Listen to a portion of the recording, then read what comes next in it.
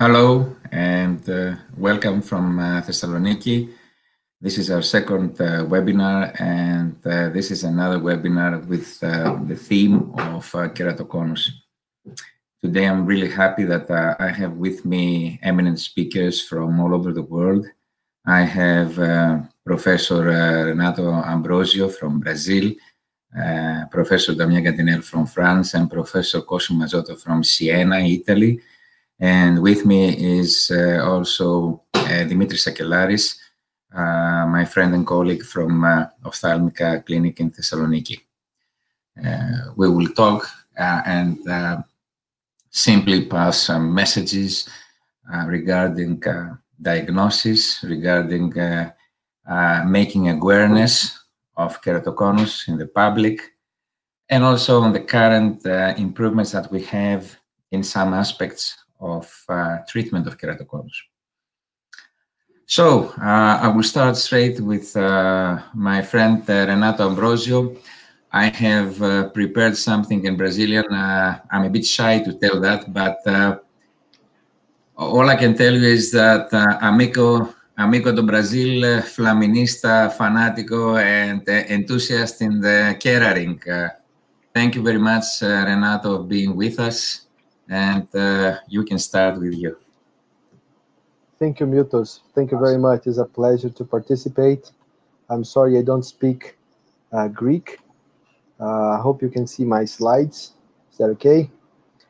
So my topic is the Violet June campaign on public awareness for keratoconus and the 2020 paradox. The Violet June campaign has two very important messages. First is that eye rubbing or scratching the eye aggravates keratoconus and may even cause ectasia, and those are two different things. And also that misinformation may make the patient and their family suffers more than the disease. So it's important that we understand we have started this campaign a couple of years ago in Brazil, and we have this campaign because of the great support from some of the companies that I have collaborated with over the last years. So I thank them very much. I have also to collaborate my friends in Brazil and in Portugal, and also the Brazilian Artificial Intelligence Study Group that is completing 10 years this year. So when we think about ectasia, it's not a new disease. We have understanding about keratoconus described in the literature since 150 years ago over that by John Nottingham. But it was when we started doing refractive surgery in the mid-80s that we saw a huge jump in the number of publications in the literature. So we broke paradigms, but we created paradoxes related to keratoconus. The role of refractive surgery is in fact paradoxical, if it's an ally or an enemy, because refractive corneal procedures can weaken the cornea and progress keratoconus or corneal ectasia. But the diagnosis has evolved, the clinical and the surgical treatment renders evolved. However, we have to understand what we are trying to screen for and what you're trying to do when managing patients with the disease. Understanding ectasia susceptibility, diagnosing ectasia, staging the disease, and follow-up are different aspects of the use of multimodal corneal imaging. We are overwhelmed with data, and understanding the data is challenging. That's why the revolution in evolution or artificial intelligence is related to the understanding of the diagnostic approach for keratoconus diagnosis and management. For example, when we screen for ectasia susceptibility, like in this case with 2015 distance correct vision, you can see 0.78 of a TBI, which integrates the Pentacam and Corvis with artificial intelligence using random forest index. Interestingly, this is a publication that was published in 17 in the JRS, in which we looked at the very asymmetric eyes, patients that have normal topography based on a strict objective criteria that had 9.4% of normality. And those cases will be something that we call an epitomize of ectasia susceptibility. Interestingly, ectasia susceptibility can be found in just unilaterally in one eye. For example, this patient has unilateral ectasia, and we published with many esteemed authors like my friend Damien Gattinel. This patient was follow-up after having a great result in the right eye with a Keratoconus ring. He moved to London, and Damien Gattinel score analyzer along with Alan Saad was done by Dan Reinstein's clinic in London, in which epithelial mapping and everything, including the TBI, was normal. So this is a unilateral ectasia, not keratoconus. Interestingly, patients like that with 2015, with fellow eye that is abnormal on the TBI, in which the fellow eye has mild keratoconus. So when we see those very asymmetric cases, the fellow eye has to be understood beyond, not over the surface of the cornea, so that we understand if the fellow eye is a true form fruste or a true unilateral case. And I come with the wisdom of Yoda that true unilateral keratoconus does not exist. However, you can have ectasia unilaterally due to a mechanical process. That's why we talk about the understanding that eye rubbing can eventually aggravate keratoconus or even cause ectasia. Those are two different things. Importantly, we have to understand treatment of a keratoconus. Treatment for keratoconus today is based on diagnosis, evaluation of the clinical and education of the patient, and surgical treatment. When we talk about treatment, patients should be understood. Education is fundamental. Allergy control, guidance so the patient don't rub the eye, and this is some video from the YouTube that is called the eye rub. A riboflavin-rich diet and other clinical treatments may be even attempt, and we do believe that the B2, along with omega-3, can help the patients do much better for preventing keratoconus progression and optimizing ocular surface.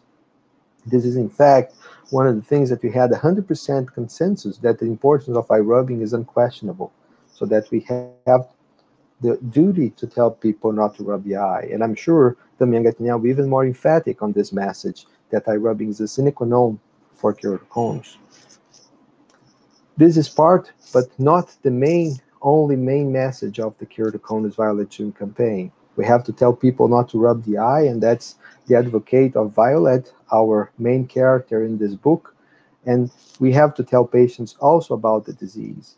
People are really afraid about having a transplant, even though the transplant is the best transplant we have in medicine.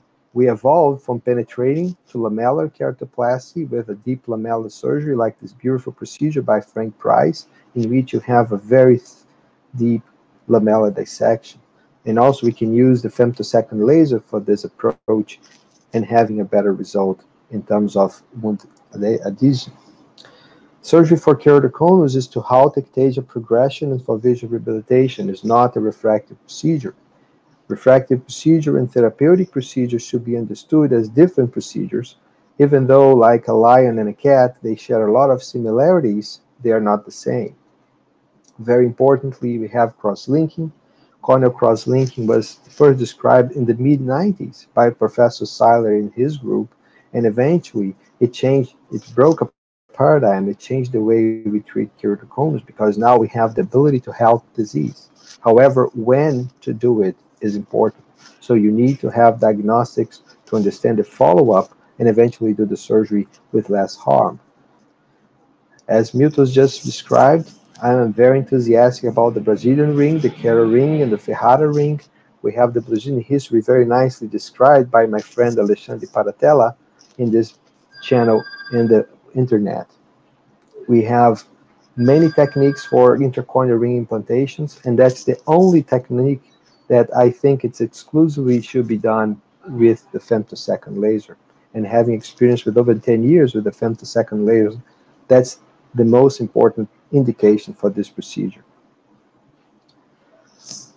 The corneal ring has improved, and we have asymmetric rings. And why we have asymmetric rings in the thickness that is progressive? Because we have an asymmetric disease, like in this case.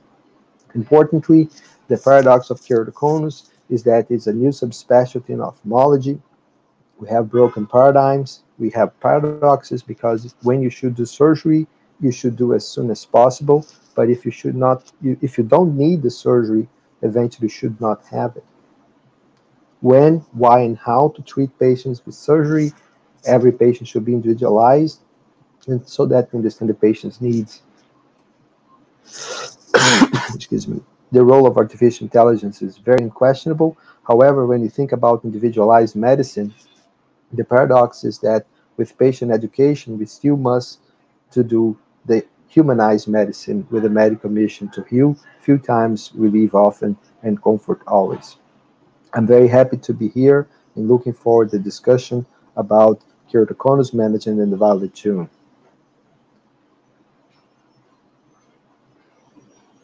Thank you very much for your kind attention. Thank you very much, Renato. And I think it is a great job that you're doing in Brazil.